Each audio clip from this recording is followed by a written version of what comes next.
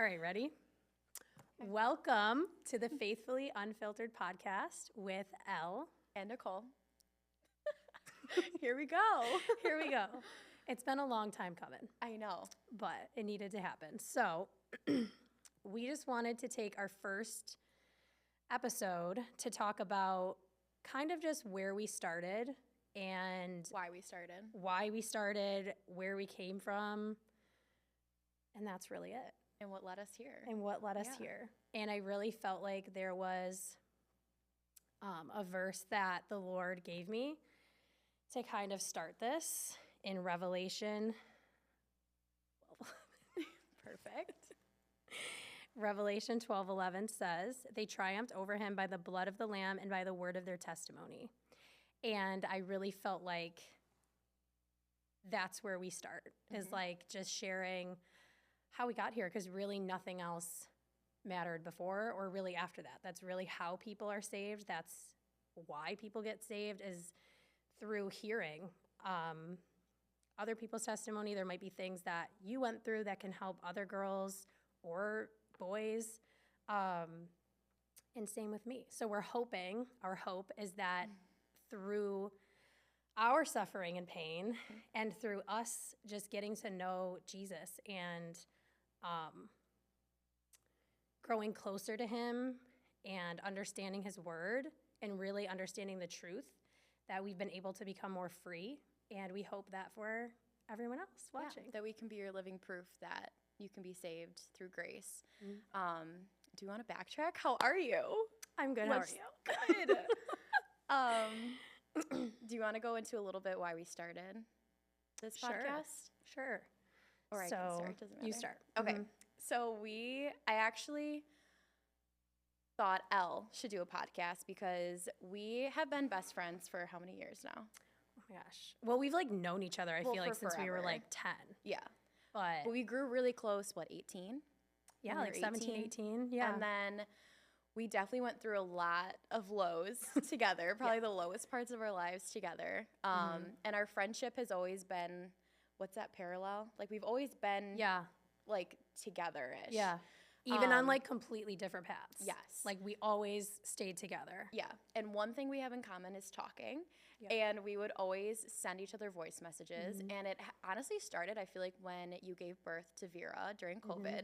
We talked a lot. We got very close during that time. And we would always send voice messages to each other. And then once we got closer in our faith together, we talked a lot about God, and it was so refreshing having that friendship. But the messages were getting to 20 minutes long. They were mini episodes, and I said, you should just start a podcast. And then Elle got it on her heart to say that she wanted to include me in it, and then we have fully given timing and everything to God. And the church that we go to, they ended up making a podcast studio in it, randomly when we were thinking about it. It's so insane how everything kind of just flowed so naturally and perfectly. Yeah. And then so here we are. And with the name, sorry, go ahead. No, go ahead. With the name that we have, this is completely unedited, fully raw, what you get from this. For better or worse. Yes. So sorry if it's a little unperfect, but that's what it's going to be. It's going to be imperfect. It's raw, candid, and it's just highlighting our friendship, what's the center of it, what keeps us so strong, and I'm just so excited. It's so interesting because even from when you were talking, there was so many thoughts flowing through my brain. Isn't that crazy? As they do all the time. I never stop thinking. But we were not believers when we became friends. And then we both just happened to find the Lord at the same time and didn't know. I had no idea you had had your own encounter. You had no idea that I had had my encounter. And it was something that was truly just, it was divine timing of just he knew what he was doing. And then it also reminded me of when Barb prayed over us. Oh my gosh. When Barb prayed over us and had said, or no, it was you, I think. And that God had told her that he's seen our relationship from the beginning. Yeah. And it made me think, when you said start a podcast, it's literally God made us Moses and Aaron. Like literally, like two people, like one might feel not as qualified. They both have their imperfections, but like he works with both of them and uses both of their strengths to get the job done. Right. And I feel like that's what he's doing with us. Yep. And one thing we also have in common, which kind of flowing into our next topic, is our father issues. Wounds. Yeah. Yeah, to say the least. Which kind of started all of it. Yeah. But so if you want, do you want to start kind of? I think we want to share just so people, there's going to be a lot of familiar people that are watching us that know us from the past and whatever. But we wanted to just be bold, and sharing our testimony is something that we know can change somebody else's perspective in their life. Yeah. So we definitely wanted to touch on our testimonies a little bit, what brought us to God, and kind of go from there. But I also, we are such tangent people. We are like, We go on tangents a lot. When you said about kind of our similarities with like our dad, that also tied into like when we both found God like at the same time, like, well, not found, but we started that journey at the same time. And it was, I think I said like I went to church. Yeah. Or I invited you to the last church I went to.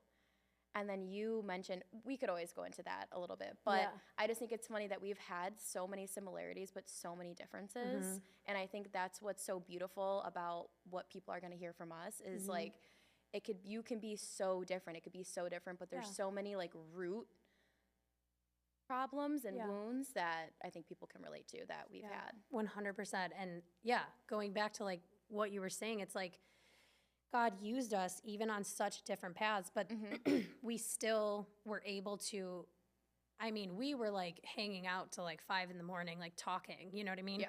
Completely secular too, like drinking, all types of things. And then, I think actually when we first started to kind of come out and say, like kind of just, I started to say like, hey, this is happening in my life. We were literally at a bar.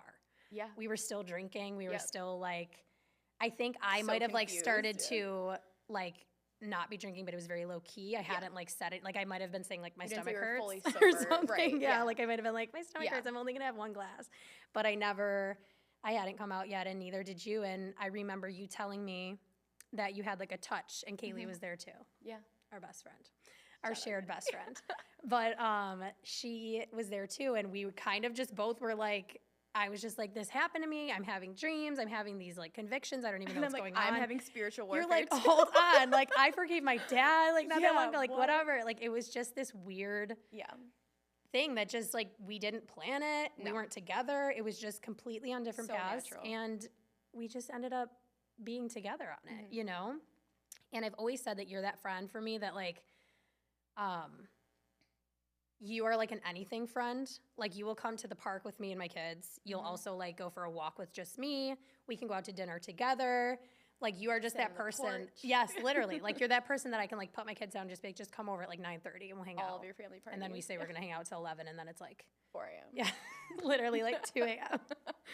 But do you want me to go a little bit into my testimony? yeah, let's I start. don't think we're going to dive too deep, but we'll definitely We're a little touch. flexible today. Yeah. We're flexible. We'll touch We're on it. unfiltered. We're unfiltered. Yeah. Okay, so are we going like full childhood, you think? It's really whatever you're comfortable with. I think we'll start with, I just want to touch on the father part. Also, me and my father to this day, I just want to say like have a beautiful relationship now. I love him dearly. So anything that's talked about is like so from the past, and I wouldn't change it because like where we are now. Yeah. But there was a lot of darkness that came from that situation. So my parents were together for 17 years. They did split when I was in 6th grade. And I had a really hard time coping with that. I was very hard on my mom, which we both can relate to as well. We were very tough on our moms. Anything that she said that I should do, I wouldn't want to do. I backlashed a lot. It led into very poor relationships with men. With an ex is like certainly, but So it gets uncomfortable. It's a lot. Yeah, it is. It's heavy. Yeah. So this might be cut. It's okay. Maybe. Oh, no, That's we okay. said we're not cutting. I just It's have all to right. get over it. It's okay. It's okay. Just go as deep as you will, as you Yeah. want, or as like see. we'll get there. Okay, so yeah, just went through some hard times. Definitely went through, and I think this is uncomfortable to admit, just very depressive states. I was at my lowest of lows. I was drinking. I was not eating. I was hiding abuse. I hated myself. Like, you would have never known either, too, on the outside. I faked it till I made it. I would be the happiest person in the world, but deep down I was just hurting inside. I was trying to fulfill so many wounds that couldn't be fulfilled. You're not going to find fulfillment from the world. You're not. You can't go out till 4 in the morning with strangers and alcohol and whatever else you're coping with and think that's going to be fulfilling. And I was seeking that. I was fully seeking that. And I found like my wit's end, and I didn't know what to do. And someone had mentioned, like, I've always known about God. I grew up Catholic. I've always known the presence of him. I've always known of him. But I didn't know Jesus. I didn't know Jesus' heart. I didn't know his story. I went to summer school, like church summer school. Like, I didn't go all year long. I just went for like a few weeks. So I didn't even really consume like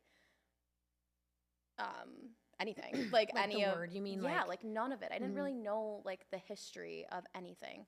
Even like the coming of like Jesus' resurrection. Like, I'd be like, I feel I have like no idea it's what more that like even Jesus means. died for your sins. Yeah. Period. And Like, like that's I it. never wanted to listen to like when I'd be in church, like I checked out. I never listened to the word, like nothing. So it was all very new to me when I started going to church. And I just remember when, and there's a lot in between this, I just want to kind of jump a little bit.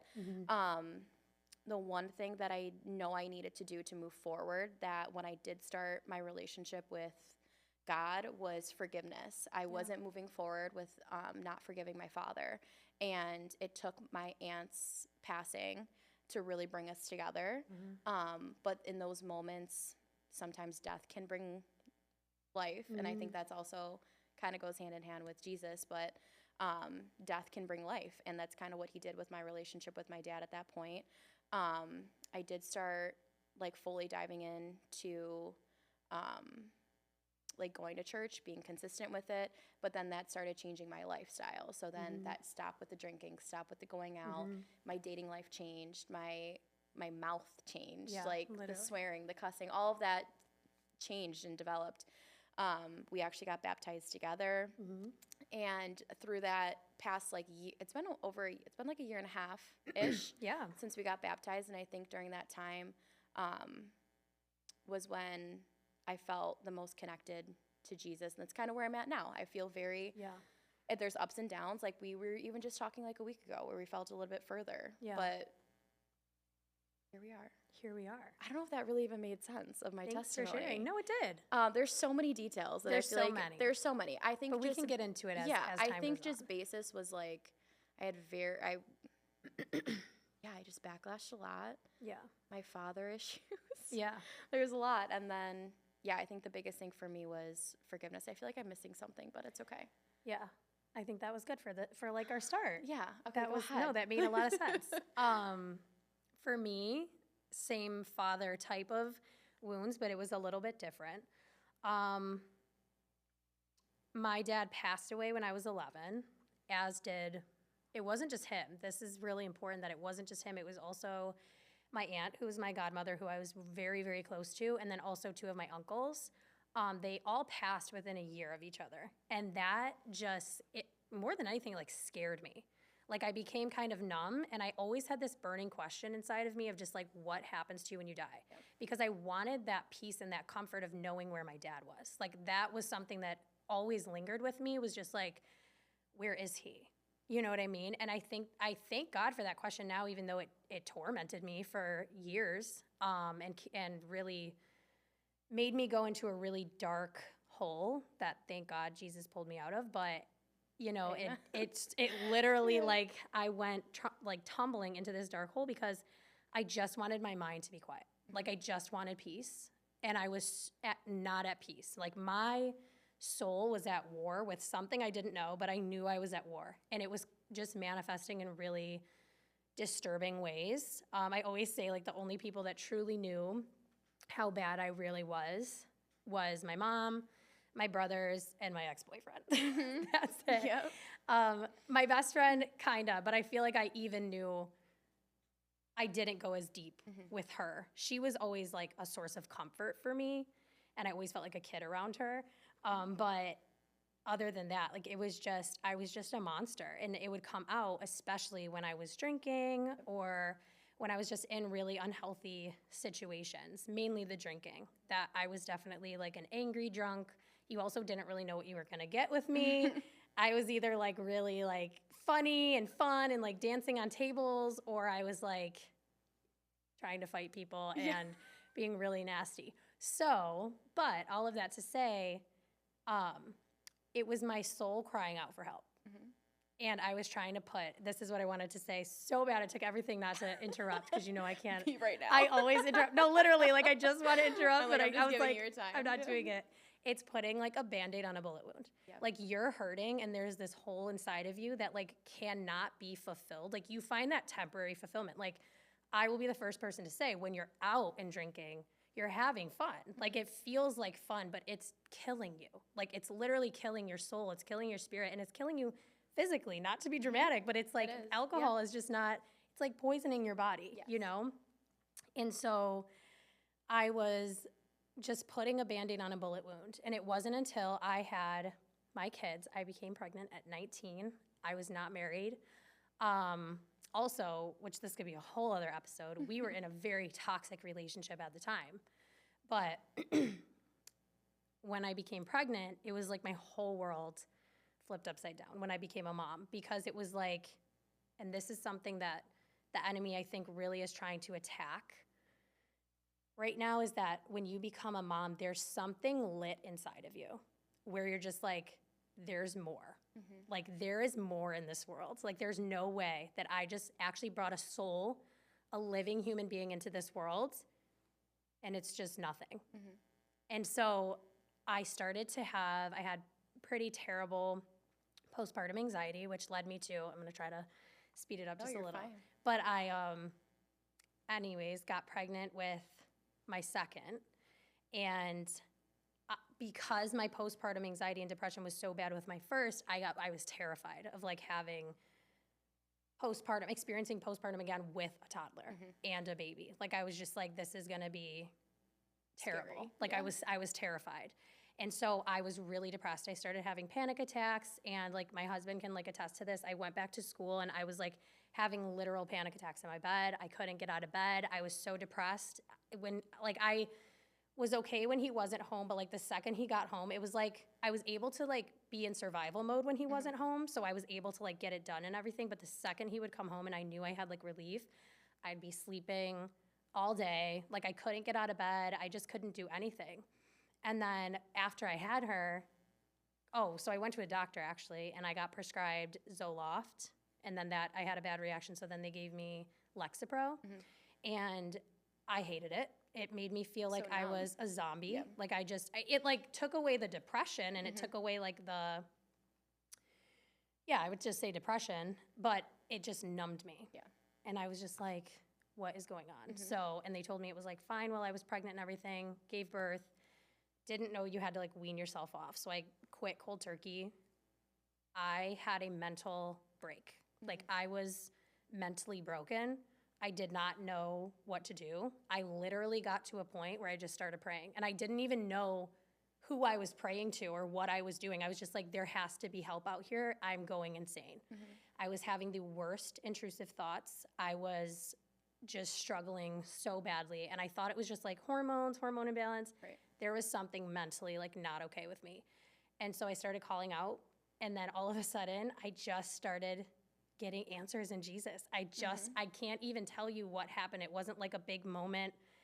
It just was like a progressive thing that just started with like, you should read the Bible. You should say this prayer. You should do this. And I was like, I just kept having these little like pulls to do this and to do that. And I started reading the word. The enemy, I was pushed into like the worst spiritual warfare ever. I was just, it was just my mind was being attacked every day. And even with my kids, I even remember I was like yelling at them, which I didn't do before. And it was just really bad. I was super broken.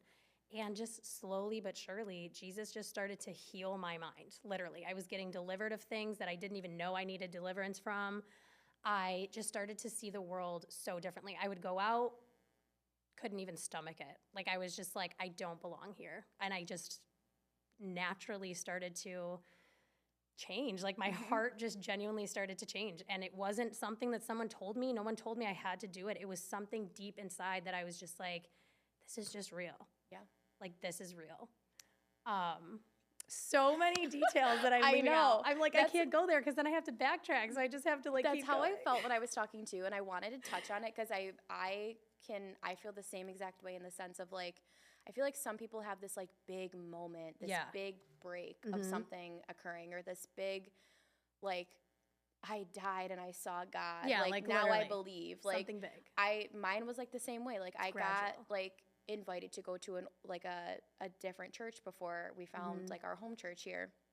And I went, and I personally started feeling and hearing God through music. So that's kind of where my pull kind of came from. And I would be praying to it or talking out loud and not knowing who I'm talking to or not realizing the power of prayer. Like if you ask, he will answer. Might not be that moment, but he will answer.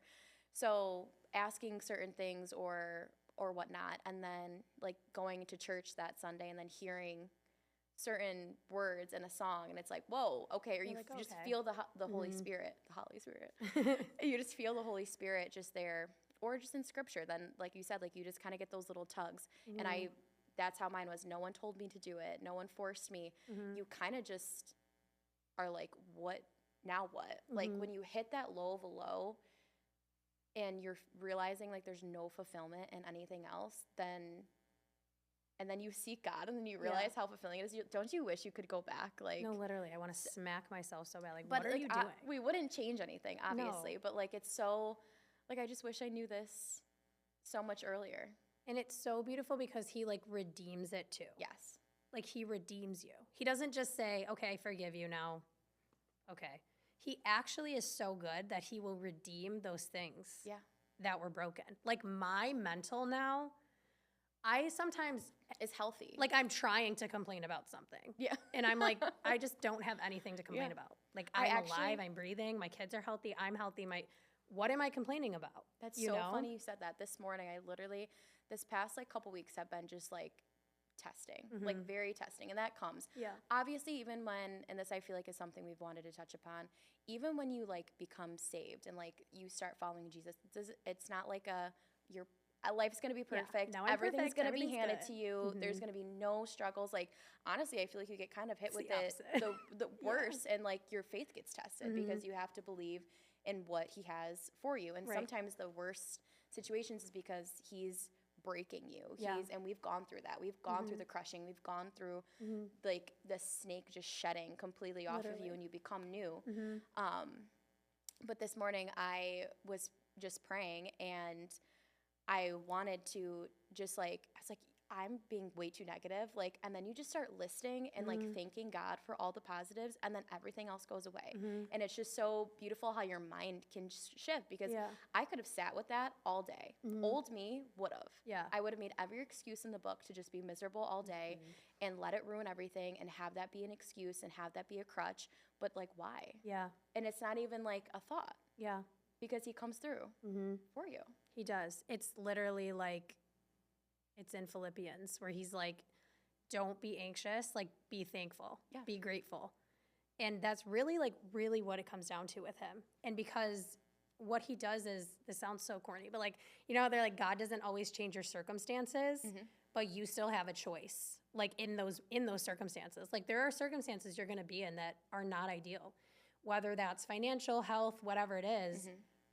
And it's your heart posture that will either make or break you, because we're all going to suffer. And I think that's, people have really strayed away from the true message of the gospel. And I think that partially it's because of people who are not truly preaching the real gospel. But I also think it's because they can't fathom, because they've created God as an idol in their mind of how they believe he should act, that now when it doesn't go that way, they're either like, he's either not real or he's not good. Yeah. And that's the problem. Yep. You accept God for all that he is. Because and he does that changes for us. you. Yeah. And so it's like I said, people will take, like, for instance, somebody saying God is love, right? Yes, God is love, but he's the author of love. And he's the one that gets to decide what that is. If he's the one that created it, if he's the one who is love, he gets to say what that means. But people will say God is love and then put their definition of what they think love is or should be. And now they have beef with somebody that's not even real. Do you know what I mean? It's like that's not God though. Like, he's not this person that's just like, la da da da da. No. And if you look at the life of Jesus, he suffered more than anyone. Anybody. He was homeless. He like, I always say, like, just picture for a second that you do that Christ's life is real. I know some people don't believe, but just imagine it for a second. He was homeless. So you're saying he left the throne in heaven. He had an entire kingdom that belongs to him. He was there for the creation of the world. He left there to come down here to ghetto earth, to walk and be homeless, to be just basically used and abused, to be tempted in every single way you could possibly imagine, to then be completely guiltless and be crucified, the most excruciating death you could possibly die of as an innocent person, for people who are killing him. Because that's who he did it for. People think that it's the religious leaders. No, it's every sin that you commit, every sin that I commit is what put Jesus on that cross. Yes. Nobody suffered more than him. He gets it. He joins you in that suffering, and he says, like, I got you. You know what I mean? I know what you're going through. I relate to it. Because one thing about life is everybody's going to suffer in some way, shape, or form. But it's like, who's in that fire with you? You know? And I think that's what brings comfort in those situations, is knowing that. I know we've both gone through our fair share of struggles, like in this past year, past 2 years, currently, like all of that. And I think what brings us the most comfort is knowing we can go to the Word, find answers, find calmness, find peace in all of that to make us be